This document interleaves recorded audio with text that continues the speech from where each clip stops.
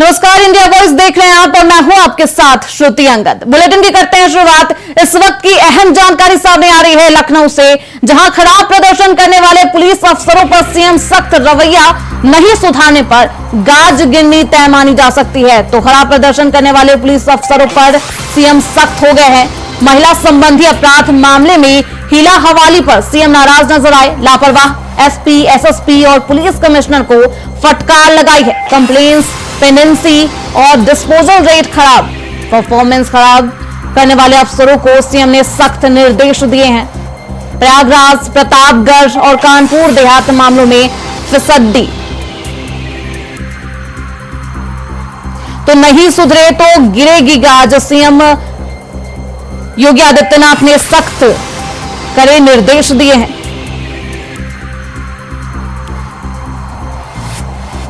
मुख्यमंत्री योगी आदित्यनाथ ने महिलाओं और बच्चियों से संबंधित अपराधों के निस्तारण में हीला हवाली करने वाले अधिकारियों के खिलाफ कड़ा रुख अख्तियार किया है। उन्होंने नाराजगी जाहिर करते हुए लापरवाही पर अधिकारियों को कड़ी फटकार लगाई है। साथ ही सुधार लाने के निर्देश भी दिए।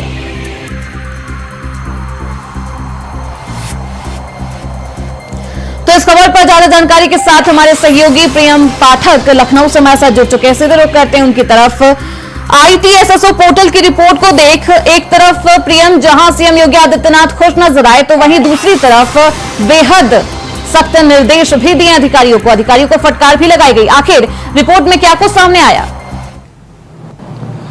श्रुति, देखिए, लगातार उत्तर प्रदेश के अंदर कानून व्यवस्था को बेहतर करने के लिए सीएम योगी आदित्यनाथ लगातार समीक्षा बैठक गृह विभाग के साथ में करते रहते हैं। और कल भी एक समीक्षा बैठक जो थी वो गृह विभाग की करी गई, जिसमें गृह विभाग के सभी आलाधिकारी जो थे वो मौजूद रहे। और उसमें साफ तौर पर सीएम योगी आदित्यनाथ ने जिन जिलों के अंदर परफॉर्मेंस बेहतर हुई है वहां की सराहना करी है। और जहां पर लगातार शिकायतें आ रही हैं, जहां पर शिकायतों का निस्तारण समय से नहीं हो पा रहा, उसको लेकर उन्होंने नाराजगी भी जताई और अधिकारियों को निर्देश दिए कि जहां पर भी महिलाओं से संबंधित, बच्चियों से संबंधित जो अपराध हो रहे हैं या जो घटनाएं हो रही है, वहां पर त्वरित कार्रवाई की जानी चाहिए। उसका पूरा समयबद्ध तरीके से उसका निस्तारण किया जाना चाहिए और 100% रिपोर्ट जो है वो चाहिए। उसमें कहीं पर भी कोई लापरवाही ना हो।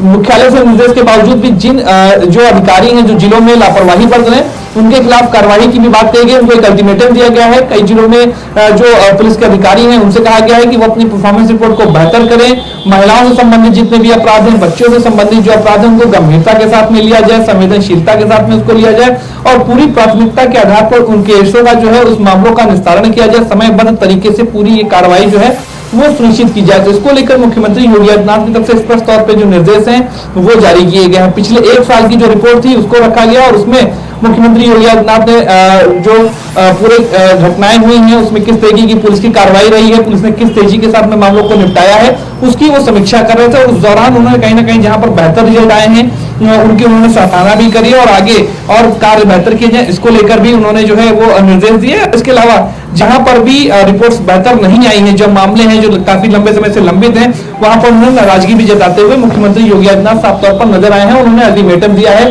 कि अगले 1 महीने के अंदर अपनी कार्यप्रणाली को बेहतर करें सभी पुलिस अफसर और कहीं पर भी इस तरीके की शिकायतें जो है वो नहीं आनी चाहिए।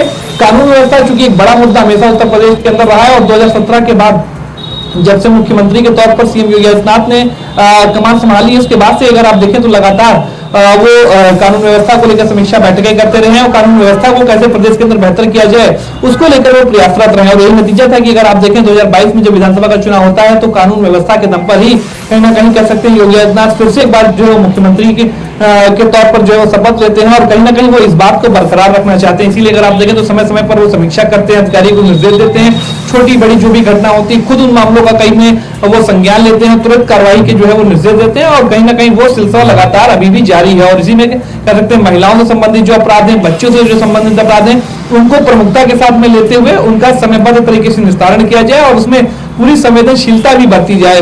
महिलाओं के साथ जो भी इस तरह की घटनाएं हो रही वो कहीं ना हो, कहीं पर भी कोई छोटी भी शिकायत मिलती तो उसको गंभीरता के साथ में लिया। इस बात के सख्त निर्देश जो है वो मुख्यमंत्री की तरफ से जारी है और इसी के चलते कल भी ये साफ तौर पर निर्देश जो है वो जारी किए गए हैं कि 1 महीने के अंदर ऐसे लापरवाह अधिकारी जो कहीं ना कहीं जिनकी कार्यशैली बेहतर नहीं है, लापरवाही करते हुए नजर आ रहे, वो अपनी कार्यशैली को बेहतर करें और उनके जिलों में जो शिकायतें हैं वो शून्य होनी चाहिए, और या फिर जो शिकायतें आए उसका समयबद्ध तरीके से निस्तारण होना चाहिए। बिल्कुल प्रियम, कहा भी गया है कि अगर लापरवाही बढ़ती गई तो आगे गाज गिर सकती है, तो किस तरीके की कार्रवाई आगे देखी जा सकती है इन लोगों पर? देखिए श्रुति, जिस तरीके की लापरवाही होगी, जिस तरीके के मामले होंगे, अगर उनमें लगातार सुनवाई नहीं होती है तो जो पुलिस मैनुअल के हिसाब से जो कार्रवाई की पूरी एक प्रक्रिया है उसके तहत उनको गुजरना पड़ेगा, और कहीं ना कहीं जो कह सकते हैं कार्रवाई है, जो जांच है वो उनके खिलाफ भी शुरू हो सकती है, क्योंकि लगातार हमने कई जिलों में ऐसे घटनाएं भी देखी हैं पिछले दिनों मुख्यमंत्री योगी आदित्यनाथ की तरफ से, जिन्होंने यहाँ पर भी इस तरह की घटनाएं आई तो उनके खिलाफ एक बड़ी कार्रवाई करते एक संदेश देने का भी प्रयास किया कहीं ना कहीं, और वो अब एक मैसेज के तौर पर है कि अगर अभी भी इस तरह की घटनाएं होती हैं, कहीं पर इस तरीके की शिकायतें आती हैं, तो जरूर सरकार की तरफ से सख्त कार्रवाई ऐसे लापरवाह अफसरों के ऊपर की जाएगी। बिल्कुल, और महिला संबंधी अपराधों को सबसे ज्यादा चिन्हित किया है सीएम योगी आदित्यनाथ ने। हाल ही में रेप कांड अयोध्या में जिस तरीके से राजनीति भी, सियासत भी गरमाई, तो उसे देखते हुए विपक्ष भी लगातार कानून व्यवस्था को लेकर टारगेट कर रहा था योगी सरकार को। तो ऐसे में एक तरफ एंटी रोमियो स्क्वाड भी सक्रिय किया गया है, वहीं दूसरी तरफ अधिकारियों को भी निर्देश दिए गए हैं। प्रिया, देखिए लगातार केवल अयोध्या की घटना नहीं है, इससे पहले भी अन्य जगहों की जहां की भी जो घटनाएं रही हैं उनके खिलाफ साफ तौर पर एक बड़ी एक्शन जो है वो देखने को मिला है, और कहीं ना कहीं एक सख्त मैसेज भी देने का इसके जरिए जो है वो प्रयास किया गया है, और इसीलिए अगर आप देखें तो लगातार इस तरीके की जो घटनाएं हैं उनको सरकार रोकने में भी कामयाब हुई है।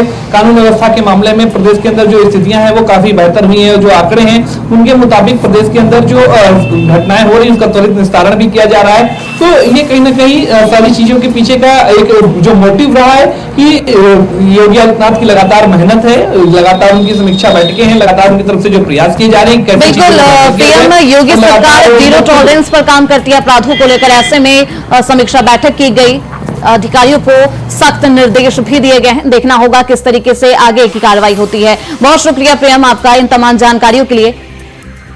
तो खबरों बढ़ते आगे। लखनऊ में यूपी के 4000 से ज्यादा रेजिडेंट डॉक्टर हड़ताल पर है।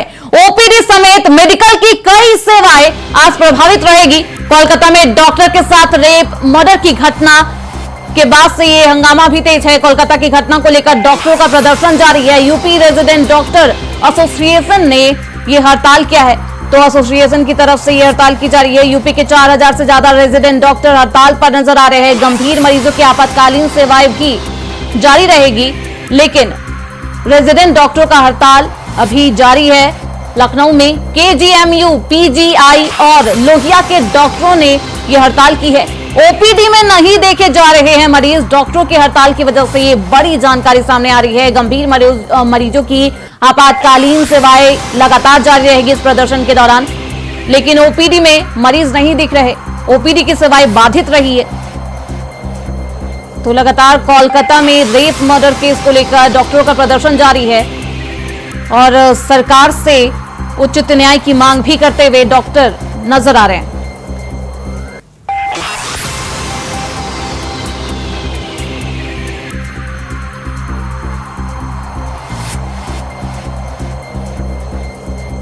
तो लगातार डॉक्टरों का जो हड़ताल है वो जारी है। 4000 से ज्यादा रेजिडेंट डॉक्टर हड़ताल पर है। तो इस खबर पर ज्यादा जानकारी के साथ हमारे सहयोगी मोहम्मद अमान हमारे साथ जुड़ चुके हैं लखनऊ से। सीधे रुक करते उनकी तरफ। अमान, क्या कुछ अभी हड़ताल को लेकर अभी सिचुएशन, परिस्थिति बनी हुई है लखनऊ में? जी देखिए, आपको बता दें जिस तरह से साफ तौर से कलकत्ता वाली घटना है उसको लेकर बेहद ही आक्रोश नजर आ रहा है। यहाँ पे जो डॉक्टर है केजीएमयू से, वो डॉक्टर लगातार जो हड़ताल के ऊपर है उनकी लगातार एक मांग है, डॉक्टरों की सुरक्षा को लेकर मांग है। जिस तरह से घटना है, इस घटना के बाद से काफी नाराजगी दिखाई दे रही है और ये लगातार डॉक्टर प्रदर्शन कर रहे हैं, हाथों में काली तख्ती बांधे हुए हैं और वी वांट जस्टिस की तख्ती नियम है, ये तख्ती लेके लगातार शासन प्रशासन से अपनी सुरक्षा की मांग कर रहे हैं। वहीं पे डॉक्टरों ने जो सेवाएं थी, ओपीडी की सेवाएं थी, उनको ठप कर दिया है। लेकिन फिलहाल आपातकालीन सेवाएं जो है, जिस तरह से गंभीर मरीज है उनके लिए अभी इस तरह की कोई भी किसी डॉक्टर द्वारा कोई बात नहीं कही गई कि इनकी जो सेवाएं हैं उनको ठप किया जाएगा। फिलहाल डॉक्टर लगातार इस प्रदर्शन को कर रहे हैं। वहीं इनका साफ तौर से कहना है कि आज जो प्रशासनिक भवन है वहां जाके भी ये प्रदर्शन करेंगे और शाम में ये कैंडल मार्च भी निकालेंगे। और जिस तरह से कोलकाता की घटना हुई है, जो ट्रेनी डॉक्टर के साथ जो बलात्कार के बाद मर्डर किया गया, उसकी हत्या कर दी गई, उसको लेकर पूरे प्रदेश भर में डॉक्टरों की जो नाराजगी दिखाई दे रही है, साफ तौर पर वो एक आवाज उठा रहे हैं, अपनी सुरक्षा की मांग को लेकर आवाज उठा रहे हैं कि डॉक्टरों की सुरक्षा का क्या, उनकी सुरक्षा को किस तरह से किया जाएगा कि एक अधिकारी भी निकलता है तो कोई ना कोई एक सुरक्षा गार्ड होता है, लेकिन डॉक्टर कहीं भी जाता हो, कैसी भी समस्या या कैसे भी हालात में होता है तो उसके पास ना कोई गार्ड होता है, ना कोई सुरक्षा कर्मी होता है। तो लगातार ये अपनी सुरक्षा की बात कर रहे हैं। और वहीं अगर हम बात प्रदर्शन की करते हैं तो प्रदर्शन में लगातार डॉक्टर बढ़ रहे हैं। वहीं ये भी बताया जा रहा है कि जो MBBS के स्टूडेंट है, ये भी हो सकता है इस प्रदर्शन में इन रेजिडेंट डॉक्टरों के स्टाफ शामिल हों। बिल्कुल अमान, आपने सही कहा, सुरक्षा व्यवस्था को लेकर लगातार डॉक्टर प्रदर्शन कर रहे हैं, लेकिन उनका कहना है कि सुरक्षा इतनी अच्छी मुहैया नहीं कराई जाती है, जिसकी वजह से ऐसे हमले डॉक्टर्स पर देखे जाते हैं और खासतौर पर महिलाओं के साथ इस तरीके की अभद्र घटना सामने आती है। तो क्या सरकार की तरफ से अब इसको लेकर क्या कुछ सुरक्षा के लिहाज से क्या कुछ बड़े कदम उठाए जा सकते हैं? जी देखिए, सरकार की बात की जाए, जिस तरह से लगातार जो पश्चिम बंगाल की सरकार हो उसके ऊपर निशाना साधते हुए डॉक्टर लगातार बता रहे हैं कि जो ट्रेनी डॉक्टर के साथ जो घटना हुई थी उसमें अभी तक कोई ठोस कदम नहीं उठाया गया, जिसको लेकर अभी जो देश भर के डॉक्टर हैं वो संतुष्ट नहीं दिखाई दे रहे हैं। वही डॉक्टरों द्वारा लगातार ये अपनी सुरक्षा को लेकर आवाज उठाना और अपनी सुरक्षा की मांग करना, तो अभी तक सरकार का कोई भी जवाब नहीं आया है, जिसको लेके किसी डॉक्टर ने भी अभी तक कोई बयान नहीं दिया है कि अभी हमारी कोई बात हुई है। फिलहाल वो प्रदर्शन की बात कर रहे हैं और शाम में प्रशासनिक भवन पे जिस तरह से उन्होंने प्रदर्शन की बात कही है और रात में कैंडल मार्च की बात कही है, तो इससे साफ जाहिर होता है कि अभी किसी तरह का कोई बयान डॉक्टरों के हित में नहीं आया, ना उनकी सुरक्षा को लेकर बयान आया, ना इस प्रदर्शन को लेकर कोई बयान सामने आया। बिल्कुल अमानों का बहुत शुक्रिया इन तमाम जानकारियों के लिए। आप निगाह बनाए रखिए, क्योंकि ये बड़ी प्रदर्शन को देखा जा सकता है। कोलकाता में जिस तरीके से डॉक्टर के साथ रेप और मर्डर की घटना हुई, उस तरीके से ही अब डॉक्टर काफी आक्रोशित नजर आ रहे हैं। बुलेटिन बढ़ते हैं आगे। प्रयागराज से बड़ी जानकारी सामने आ रही है। प्रयागराज में श्री कृष्ण जन्मभूमि शाही ईदगाह मस्जिद विवाद का मामला, इलाहाबाद हाईकोर्ट में मथुरा विवाद का ट्रायल आज से शुरू होने जा रहा है। इलाहाबाद हाईकोर्ट ने 1 अगस्त को फैसला सुनाया था। कोर्ट ने हिंदू पक्ष की याचिकाओं को माना था पोषणीय। कोर्ट ने मुस्लिम पक्ष की आपत्ति को खारिज कर दी थी। अयोध्या विवाद की तर्ज पर अब हाईकोर्ट में सुनवाई होनी है। कोर्ट हिंदू पक्ष की 18 याचिकाओं पर आज सुनवाई करता हुआ नजर आएगा। तो 2 बजे से यह सुनवाई शुरू होनी है। 18 याचिकाओं पर सुनवाई होगी। अहम सुनवाई मानी जा रही है। अयोध्या विवाद के तर्ज पर यह सुनवाई होनी है।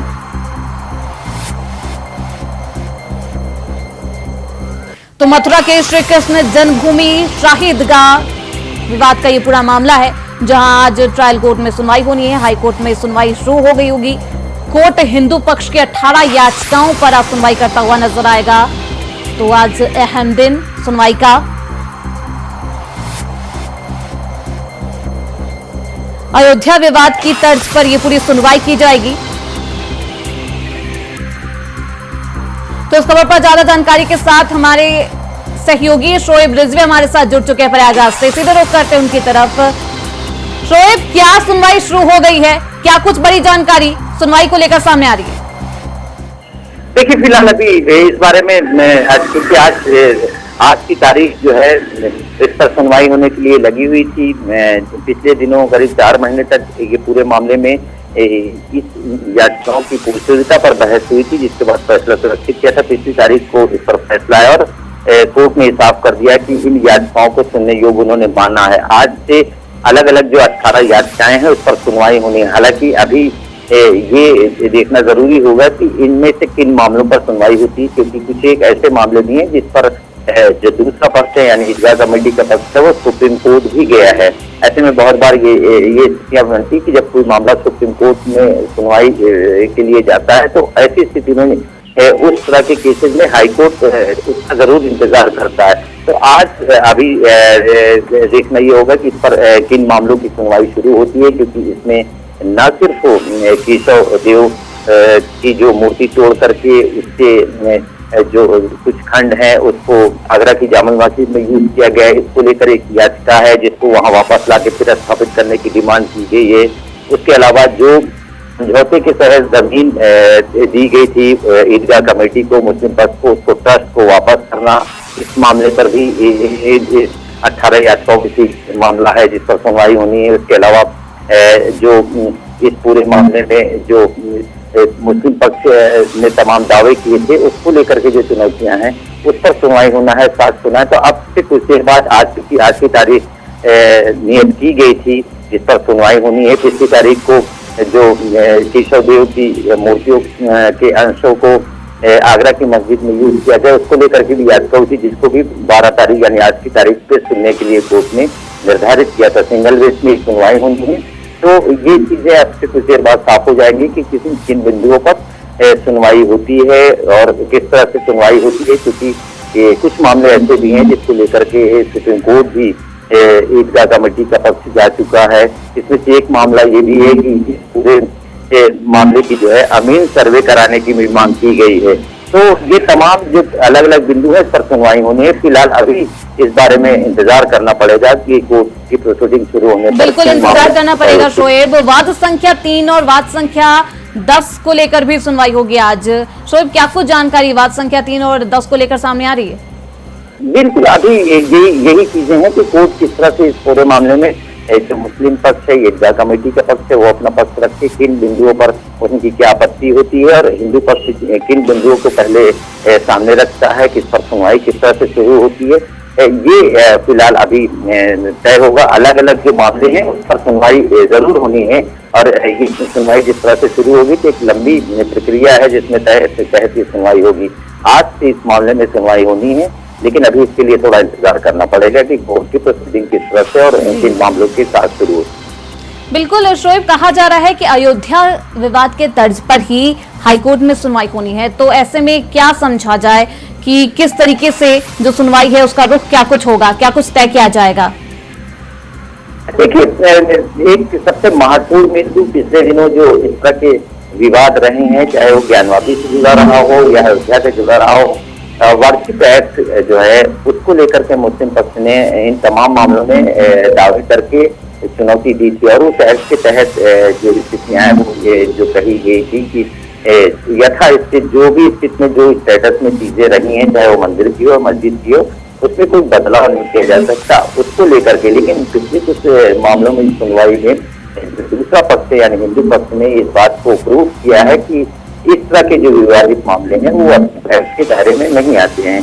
तो इस मामले में भी कहीं न कहीं ये चीजें सामने आई हैं और इसीलिए शुरुआती दिनों में जब ये याचिका दाखिल की गई थी तो इसकी पॉजिटिविटी पर सवाल उठाते हुए जिला कमेटी ने जो याचिका दाखिल की थी उसमें बहुत शुक्रिया शोएब आपका इन तमाम जानकारी के लिए। देखना बेहद दिलचस्प होगा कि आगे क्या कुछ सुनवाई के बाद फैसले आते हैं।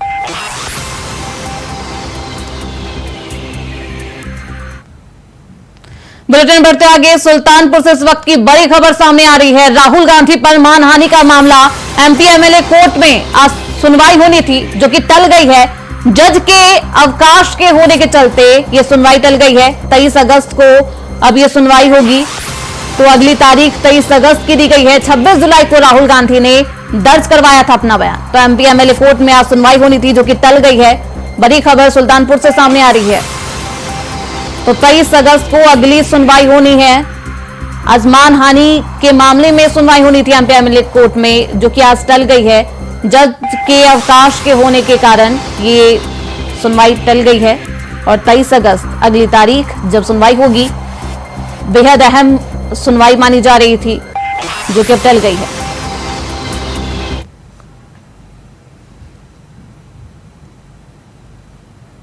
खबरों बढ़ते आगे, हिडनबर्ग रिसर्च की हालिया रिपोर्ट पर बीजेपी सांसद रविशंकर प्रसाद ने प्रेस कॉन्फ्रेंस किया है, जिसमें उन्होंने कहा कि भारत के लोगों द्वारा ठुकराए जाने के बाद कांग्रेस पार्टी, उसके सहयोगियों और टूलकिट गिरोह ने मिलकर भारत में आर्थिक अराजकता और अस्थिरता लाने की साजिश रची है।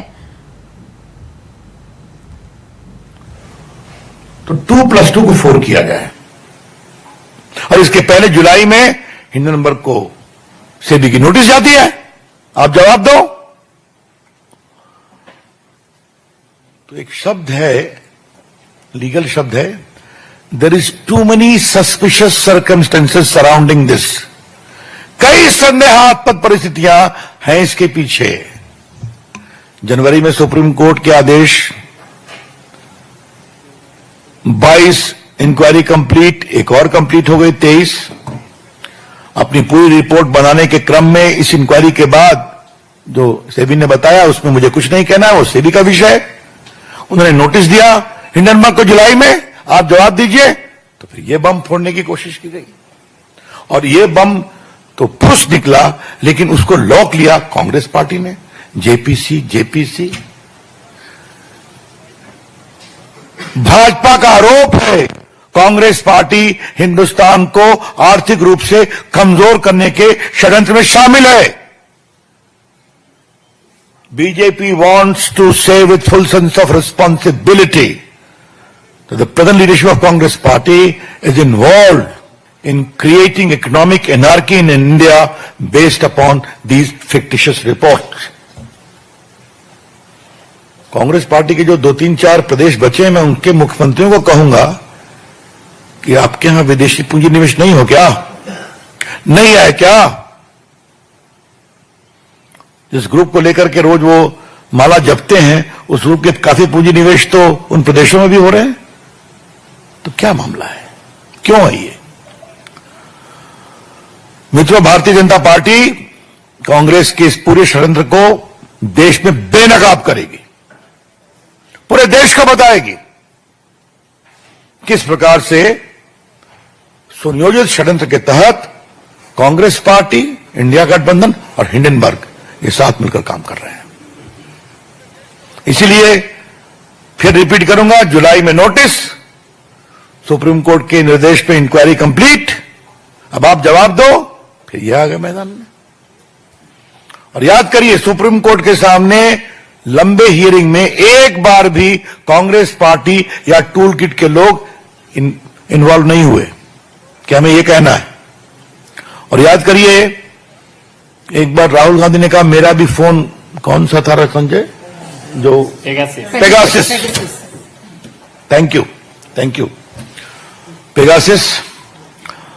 अब सुप्रीम कोर्ट इंक्वायरी चली तो हमें लगा राहुल गांधी कम से कम अपना फोन तो दे देंगे कि उनकी फोन की भी जांच हो जाती, नहीं दिया। अब क्यों नहीं दिया, उस फोन में क्या था, क्या निकलता, कैसे निकलता, छोड़ दीजिए। तो आप खाली आरोप लगाएंगे और भाग जाएंगे, और इंक्वायरी आएगी तो उसमें जाएंगे नहीं। ये टोटल है। तो मित्रों, हम देश को आश्वस्त करना चाहते हैं कि भारत नरेंद्र मोदी की अगुवाई में तीसरी इकोनॉमी को बनना है तो बनेगा। ये हिंदुस्तान में घूमने, वो सुप्रीम कोर्ट से हारे, माफी मांगना पड़ा, कंटेम्प्ट हुआ उनके खिलाफ, फिर एक दूसरी चिट मिल गई, हिंडनबर्ग की पहली रिपोर्ट, वो चिट मिल गई। उसमें सुप्रीम कोर्ट ने, मैंने बताया कि 24 में 23 इंक्वायरी कंप्लीट हो गई। अब हिंडनबर्ग को जुलाई में नोटिस की गई है, तो फिर ये काउंटर प्रोडक्ट हुआ। अब ये चिट पड़ गई, जेपीसी लाओ, इंक्वायरी कराओ, मतलब भारत के पूरे स्टॉक मार्केट को क्रैश कराओ, छोटे इन्वेस्टर्स के पूंजी निवेश को समाप्त कराओ, भारत में कोई आर्थिक निवेश न हो विदेश का, एफआईआई और एफडीआई, वो सबको रोको, because Indian investment scenario is not a safe position. यह है इनकी सोच। मैं कांग्रेस के पुराने नेताओं से कहूंगा, जिन्होंने भारत को खोलने में काम किया था, इकोनॉमी को, कि कब तक आप खामोश रहेंगे? हा? जब चमन उजड़ जाएगा, लेकिन चमन उजड़ेगा नहीं। मुझे बहुत गर्व है कि आज भी भारत का स्टॉक मार्केट स्टेबल है, आज भी। पिछली बार तो जब ये हुआ तो 2 दिन में रिकवर कर गया, और सुप्रीम कोर्ट की इंक्वायरी आई तो और रिकवर कर गया। लगता है भारत के स्टॉक इन्वेस्टर्स हिंडनबर्ग और कांग्रेस के मिली भगत को समझ गए हैं, इसलिए आज भी कोई गड़बड़ नहीं है। हम भारत के स्मॉल इन्वेस्टर्स को सैल्यूट करना चाहते हैं कि भारत के खिलाफ इस सुनियोजित षड्यंत्र पर वो विश्वास नहीं किए। इस बुलेटिन में बस इतना ही। देखते रहिए इंडिया वॉइस।